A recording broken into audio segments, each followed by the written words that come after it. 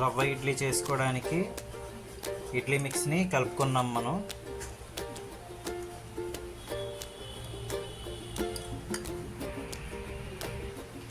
Micro oven safe idli rack తీసుకుని దాన్ని ఆయిల్తో మనం ఇలా బ్రష్ చేసుకోవాలి.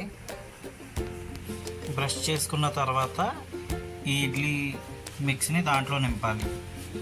ఇడ్లీ మిక్స్ ఇలా సేఫ్ బౌల్లో నింపుకున్న తర్వాత మనం దీనికి స్టీమ్ అనేది యాడ్ చేసుకోవాలి.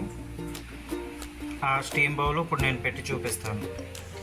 ఇలా మైక్రోవేవ్ సేఫ్ బౌల్లో వాటర్ తీసుకుని మనం సెట్ చేసుకున్న ఇడ్లీ ర్యాక్స్,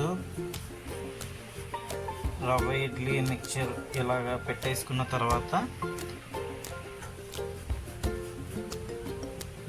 దీని మీద ఇలాగా మూత పెట్టేసి మనం మైక్రో మోడ్లో పెట్టుకోవాలి.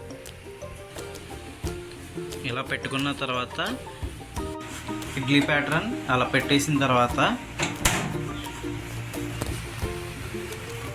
మనం డైరెక్ట్ మైక్రో మోడ్లో 4 minutes టైం పెట్టుకుని స్టార్ట్ చేసుకోవాలి. ఇంకా 1 minute 26 seconds ఉంది.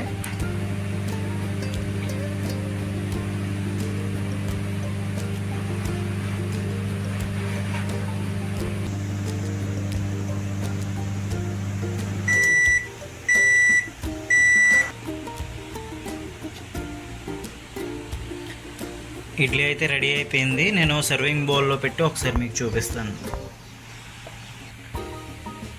ఇదిగోండి, రవ్వ ఇడ్లీ రెడీ అయిపోయింది.